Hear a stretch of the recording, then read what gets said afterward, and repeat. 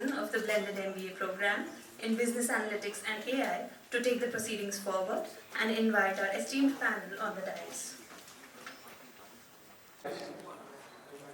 વચ્ચે જે મંચસ્થ છે શ્રી ઈશાનભાઈ જોશી ભારતીય વિચાર મંચના પ્રાંત મહામંત્રી તરીકેનું દાયિત્વ છે અને તે આજે પ્રેસને સંબોધિત કરશે.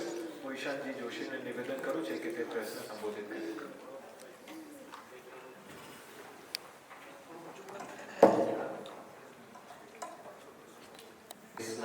મિત્રોને, વડીલોને, ભગીનીઓને, માતાઓને બધાને નમસ્કાર. આમ તો આપણા બેનરની અંદર અને શૈલીની અંદર આપ સૌ જોઈ જ શકો છો અને આપણે બધા જ લોકો જાણીએ છીએ એક ઐતિહાસિક કહી શકાય એ પ્રકારની અને એક સુવર્ણ અવસર આપણને આ વર્ષે સંઘના શતાબ્દી વર્ષ નિમિત્તે મળ્યો. સ્વાભાવિક રીતે સંઘની 100 વર્ષની જે યાત્રા છે એ અનેક ઉતાર ચઢાવની અંદર લોકો જોતા હોય છે અને અનેક પ્રકારના પ્રશ્નો, અનેક પ્રકારની ચર્ચા એના વિશે સમાજની અંદર થાય છે. તો સ્વાભાવિક રીતે સંઘ એ સમાજના સામાન્ય લોકો માટે, પ્રબુદ્ધજનો માટે, શોધકર્તાઓ માટે, અધ્યેતાઓ માટે, નેતૃત્વ કરનારાઓ માટે, તમામ પ્રકારના લોકો માટે એક મહત્વનો વિષય આજના સમયમાં, સાંપ્રત સમયમાં છે એવું આપણે બધા કહી શકીએ, માની શકીએ. અહીંયા ભારતીય વિચાર મંચ, ભારત શોધ સંસ્થાન, આ બંને જે સંસ્થાઓ છે, આ બંને સંસ્થાઓ શોધકર્તાઓ, અધ્યેતાઓ અને પ્રબુદ્ધજન, ઇન્ટેલેક્ચ્યુઅલ ક્ષેત્ર જેને આપણે કહીએ એ પ્રકારના ક્ષેત્રમાં છેલ્લા કેટલાક વર્ષોથી કાર્યરત હોય એવી સંસ્થાઓ. સ્વાભાવિક રીતે જ આ વર્ષ શતાબ્દી વર્ષ હતું એટલે અમે એને તક લઈ અને પ્રબુદ્ધ લોકોની સામે એક યોગ્ય રીતે આ વિષય અલગ અલગ માધ્યમોથી જાય એના માટેનો એક વિચાર કર્યો. ઠોસ કરીએ જેનાથી કરીને આવનારી પેઢીઓ સુધી એક સાચા અર્થમાં સાચી વાતો બધા સુધી પહોંચે. અને મેડમે ગુજરાત યુનિવર્સિટીએ ખૂબ સારો સહયોગ આપ્યો અને ભારત શોધ સંસ્થાનને સાથે રાખીને એક પ્રદર્શની, એક મલ્ટીમીડિયા શો અને એક વ્યાખ્યાન માળા, આવી 3 બાબતોને લઈ અને આપણે આ કાર્યક્રમ કરી રહ્યા છીએ. કાર્યક્રમનું જે શીર્ષક આપણે નિર્ધારિત કર્યું, राष्ट्रीय स्वयंसेवक संघ की शताब्दी यात्रा, नेतृत्व की दिशा और भूमिका. સ્વાભાવિક રીતે વિષય મલ્ટીલિંગ્યુઅલ એટલે ઘણા બધા પ્રકારના લોકો, અલગ અલગ ભાષાઓને જાણનારા લોકો પણ કાર્યક્રમની અંદર જોડાશે. કેટલાય લોકો બહારથી પણ આવવાના છે. આગળની મેટરમાં આપણે એની પણ વાત કરીશું. એટલે કાર્યક્રમ વગેરે જે છે આપણે હિન્દી માધ્યમની અંદર વધારે રહેશે. ફરીથી રાષ્ટ્રીય સ્વયંસેવક સંઘ કી શતાબ્દી યાત્રા, નેતૃત્વ કી દિશા और ભૂમિકા. સંઘ જે છે એ સંઘનું જેટલું આપણે અધ્યયન કર્યું અને જેટલું હું જાણું છું એના આધારે સંઘ કોઈ એક વ્યક્તિના આધાર ઉપર અથવા તો એક વ્યક્તિની નિર્ધારિત દિશા ઉપર ચાલનારું સંગઠન નથી. સહભાગી નિર્ણય પ્રક્રિયાઓના આધાર ઉપર સમાજને સાથે રાખીને કામ કરનારું સંગઠન છે. એના માટે ખાસ એવું કહેવાય છે કે જ્યારે સંઘની શરૂઆત થઈ તો સમાજમાં સંગઠન કરવા માટે આગળ વધારી અને સમજી શકીએ એટલા માટે અમે એવો નિર્ધારિત કર્યો કે સંઘના આદ્ય સરસંઘચાલક, જેમણે વિજયાદશમીના દિવસે 1925માં સંઘની સ્થાપના કરી, પૂજનીય ડૉક્ટર હેડગેવાર, જેને આપણે બધા લોકો કહીએ, તો ડૉક્ટર હેડગેવારજીથી માંડી અને અત્યાર સુધીના સરસંઘચાલક, તો કુલ મળીને 6 સરસંઘચાલક અત્યાર સુધી સંઘે ચાલકજીના જીવનને સાથે રાખીને આ આખી સંઘની શતાબ્દી વર્ષની યાત્રા એ આપણે આ પ્રદર્શનીમાં, આ મલ્ટીમીડિયા શોમાં અને આ વ્યાખ્યાન માળામાં એની વાતો થવાની છે, એને ચર્ચવાના છે. અને સાથે સાથે આના ઉપરના કેટલાક રિસર્ચ પેપર પણ પ્રેઝન્ટ સાથે થશે. પહેલા આપણે પ્રદર્શનીની વાત કરી. આમાં જે છે તો પ્રદર્શની જે છે સંઘની આખી 100 વર્ષની યાત્રા 1950 થી 2025, આ યાત્રા ઉપર આ પ્રદર્શની રહેશે. હમણાં જે આપણે વાત કરી કે સંઘે અનેક પ્રકારના ઉતાર ચઢાવ જોયા. સંઘ ઉપર પ્રતિબંધ લગાડવામાં આવ્યા, પ્રતિબંધોમાંથી સંઘ ઉભરીને બહાર આવ્યો, અનેક પ્રકારના પ્રશ્નો સંઘ ઉપર સમાજ દ્વારા, બાકીના લોકો દ્વારા, કેટલાક ચોક્કસ પ્રકારના લોકો દ્વારા વારે વારે ઊભા કરવામાં આવતા હોય. એમાંના કેટલાક જે સામાન્ય પ્રશ્નો આપણે બધા જાણીએ છીએ કે ભાઈ સંઘે અંગ્રેજોને મદદ કરી હતી, સ્વાધીનતા પ્રાપ્તિ સંગ્રામમાં સંઘનો કોઈ રોલ નહોતો. આવા અનેક નાના મોટા પ્રશ્નો, આજકાલ તો બધી ઇલેક્શન વગેરેની પ્રક્રિયાના કારણે અનેક પ્રશ્નો ચાલે છે. અને ચોક્કસ પ્રકારના સમાજના એક ચોક્કસ પ્રકારના વર્ગને આ આખી યાત્રાથી અલગ રાખવા માટે પણ કેટલાક જૂથ, કેટલાક તત્વો દ્વારા ભડકાવવામાં આવતા હોય. તો આવા જેટલા પ્રશ્નો છે, સંઘ તો એક એવી યાત્રા છે, એક એવો વિચાર છે કે જે સતત પોતાનું કામ કરતો રહે છે. પણ જે શોધકર્તાઓ, અધ્યયનકર્તાઓ અને રિસર્ચરો દ્વારા જેટલું આપણને ડોક્યુમેન્ટેડ બાબતો આપણને મળી, એ બધી ડોક્યુમેન્ટેશનની બાબતો આપણે આની અંદર મૂકવાના છે પ્રદર્શનીમાં. જેમ કે કેટલાક વર્ષો ગાંધી હત્યાની સાથે હંમેશા સંઘની બાબતને જોડવામાં આવતી જ હોય. ગાંધીજી 2 વખત સંઘની શાખા, સંઘની શિબિરની મુલાકાતે ગયા હતા. 1934માં વર્ધાની અંદર એમણે સંઘની શાખાની મુલાકાત લીધી અને 1947 એમનું અવસાન 48માં થયું. એના કેટલાક સમય પહેલા જ 48માં એમણે દિલ્હીની અંદર, દિલ્હીનું એક સ્થાન છે ભંગી કોલોની, એની અંદર સંઘની એક શિબિર લાગી હતી. એ જમનાલાલ બજાજની સાથે, જમનાદાસ બજાજ, એ એમને ત્યાં લઈને ગયા અને સંઘના 500 કાર્યકર્તાઓ, 500 સ્વયંસેવકો એ શિબિરની અંદર હતા. એમની ગાંધીજીએ મુલાકાત લીધી. મુલાકાત લીધા પછી ગાંધીજીનું ત્યાં બૌદ્ધિક પણ થયું. એટલે ગાંધીજી જો એનાથી નારાજ હોત, દૂર રહેવા માંગતા હોત તો સ્વાભાવિક છે કદાચ કોઈના કહેવાથી મુલાકાત કરવી પડે, પણ બૌદ્ધિક વગેરે થાય એવું તો સ્વાભાવિક જ ના થાય. એમનું બૌદ્ધિક થયું. આ વાતો ગાંધીજીએ પોતે, એમનું હરિજન જે આવે છે મેગેઝિન એમનું જે હતું, હરિજનની અંદર 27 સપ્ટેમ્બર 1947ના હરિજનની આવૃત્તિમાં એમણે પોતે પોતાના હાથે લખીને પ્રકાશિત કર્યું. સંઘના સ્વયંસેવકોનું અનુશાસન, સંઘના સ્વયંસેવકોનો સમરસતાનો ભાવ, આ જોઈને અતિ પ્રસન્ન હતા. બધાની સામે એમણે વાત મૂકી હતી.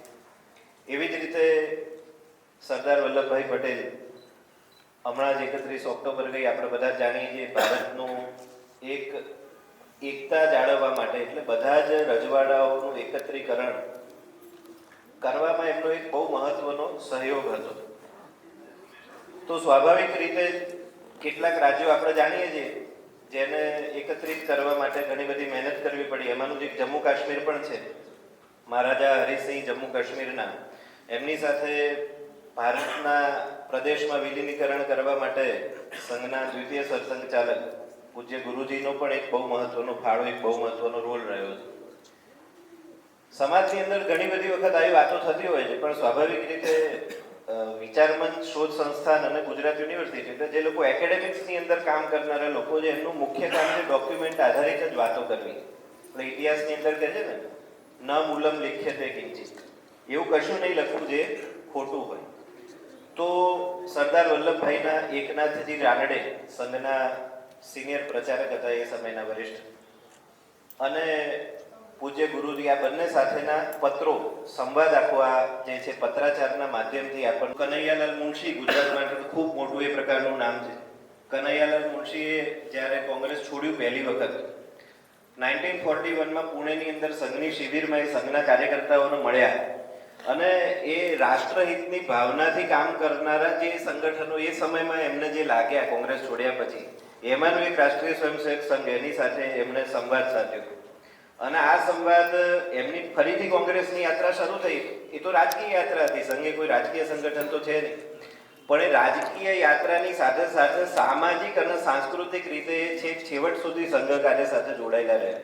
અને એટલા માટે જ જ્યારે વિશ્વ હિન્દુ પરિષદની સ્થાપના થઈ, તો વિશ્વ હિન્દુ પરિષદની સ્થાપના સમયે એ વિશ્વ હિન્દુ પરિષદના સ્થાપક સદસ્ય પણ હતા. તો સરદાર વલ્લભભાઈ, બાબા સાહેબ આંબેડકર, બાબા સાહેબ સંઘની કરાડની શાખામાં, મહારાષ્ટ્રની અંદર કરાડ શાખાની એમણે મુલાકાત લીધી હતી. એ સમયનું પ્રખ્યાત મેગેઝિન કેસરી આપણે બધા લોકો જાણીએ છીએ. કેસરીની અંદર એનું આખું એક વૃત્ત પ્રકાશિત થયું.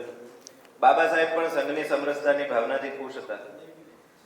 ઇવન સંઘ સાથેનો આ જે નાતો એમનો સમરસતાની ભાવના સાથેનો, કારણ કે બધા રાષ્ટ્રહિતના કામ, દત્તોપંત ઠેંગડીજી સંઘના એક પ્રચારક, જેમણે જનસંઘ જ્યારે બન્યો ત્યારે જનસંઘની અંદર આપવામાં આવ્યું, જનસંઘનું એ કામ કરતા હતા.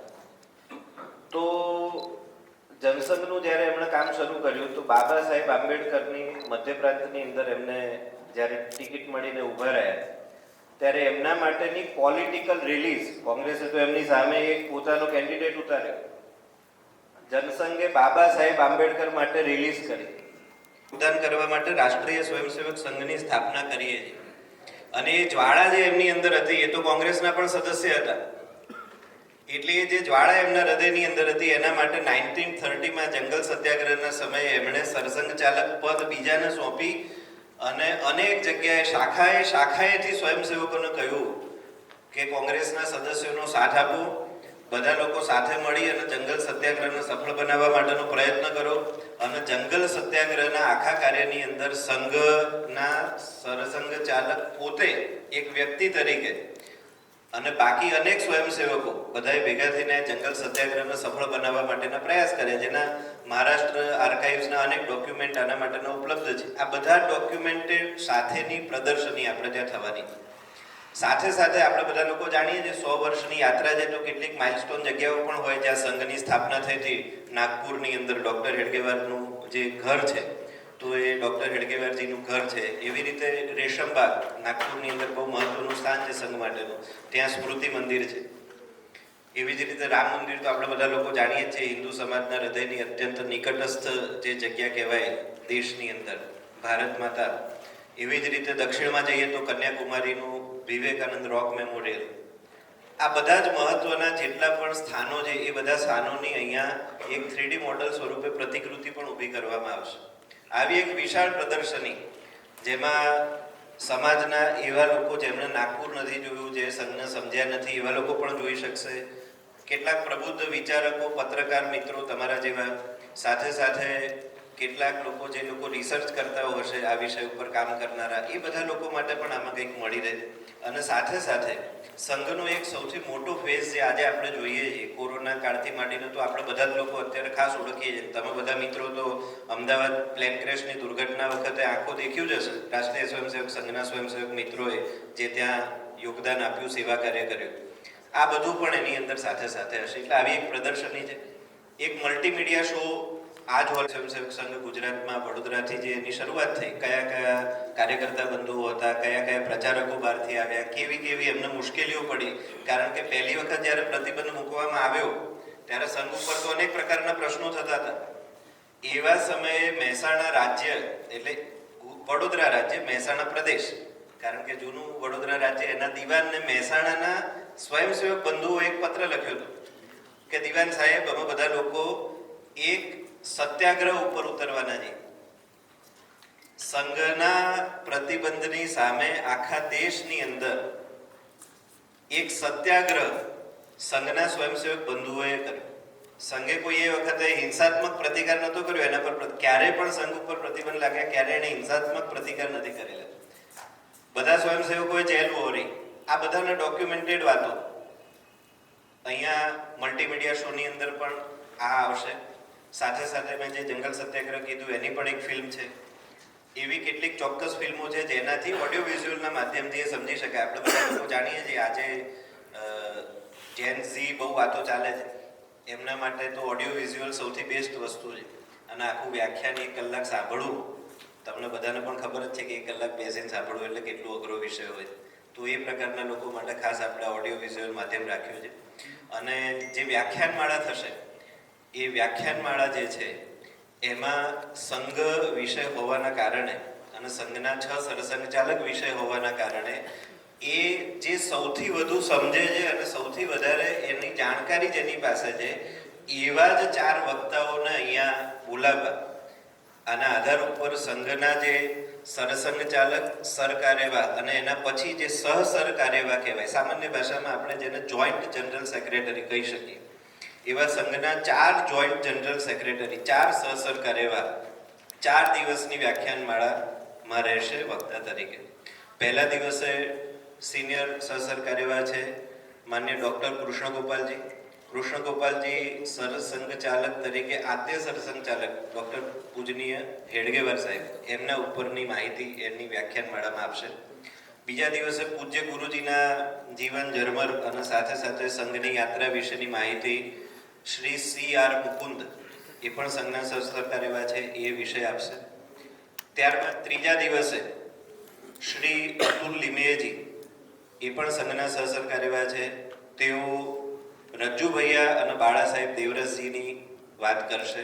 અને છેલ્લા દિવસે ચોથા દિવસે સુદર્શનજી અને વર્તમાન સરસંઘ ચાલક મોહનરાવ ભાગવતજી આ બંનેના નેતૃત્વમાં બંનેની યાત્રામાં સંઘ અને એમનું જીવન આ બંને વિશેની માહિતી શ્રી આલોક કુમારજી સંઘના સહસરકાર એવા એ આ વાત કરશે. 4 દિવસ આ પ્રકારે 4 વ્યાખ્યાન રહેશે. પહેલા દિવસે 11મી તારીખે આપણા મુખ્યમંત્રી શ્રી માનનીય ભૂપેન્દ્રભાઈ પટેલ એ પ્રદર્શની અને મલ્ટીમીડિયા શો બંનેનું ઉદ્ઘાટન કરશે. અને સાથે સાથે આ બંને અને વ્યાખ્યાનમાળા આ ત્રણેયની અંદર 4 દિવસે ગુજરાત અને દેશભરના અલગ અલગ ક્ષેત્રના મહત્વપૂર્ણ કહી શકાય એવા તમામ લોકો, વધુમાં વધુ લોકો આની અંદર જોડાશે. સાથે સાથે સમાજના બાકીના પ્રબુદ્ધ લોકો, શોધકર્તાઓ, રિસર્ચરો એ બધા લોકો પણ જોડાશે. અમે ઘણા બધા લોકોને આમંત્રણ આપ્યું છે અને તમારા માધ્યમથી આ વાત વધુમાં વધુ લોકો સુધી પહોંચે. જેના મનમાં કોઈ પ્રશ્ન છે એવા લોકો પણ આવે, જે લોકો જાણવા ઈચ્છે છે એવા પણ આવે, જે લોકો અધ્યયન કરતા હોય છે આ જ વિષય ઉપર એવા લોકો પણ આવે. એવું આપણે બધા જ મિત્રોને આની અંદર આવકારીએ છીએ. બીજી કેટલીક આની અંદર ખાસ વાતો છે, જેમ કે આજે જ બ્રિટનના ડેપ્યુટી હાઈ કમિશનર સર્ચર મિત્રો, અમે તો બધા એટલે હું તો નથી કરતો, આ 2 જણ તો બધા એકેડેમિક માણસો છે, હું તો ખાલી કામ કરનારો માણસ છું. પણ આ બધા લોકો જે રિસર્ચ કરે ને એમાં એક મિત્રએ અમેરિકાની આર્કાઇવનું રિસર્ચ કર્યું અને અમેરિકન આર્કાઇવ્સના કેટલાક પત્રો એમને મળ્યા, જેની અંદર સંઘ ઉપરનો પહેલો પ્રતિબંધ કેમ ઝડપથી હટાવી લેવો એના માટે અમેરિકન ગવર્મેન્ટે, બ્રિટિશ ગવર્મેન્ટ અને એ વખતની સ્થિતિ જે ભારતની હતી એના નેતૃત્વકર્તાઓ સાથે સંવાદ કર્યો હતો એના સંદર્ભમાં. એટલે આટલા વર્ષો પહેલા આ સંવાદનું આગળનું જે સ્ટેપ છે, સંઘ ઉપરનું પહેલું ડોક્યુમેન્ટ, પહેલું રિસર્ચ પેપર એ અમેરિકન એમ્બેસીની અંદર અમેરિકાએ એક રિસર્ચરને, એક સ્કોલરને અહીંયા રાખી અને સૌથી પહેલું એક રિસર્ચ પેપર એ લોકોએ પબ્લિશ કર્યું હતું.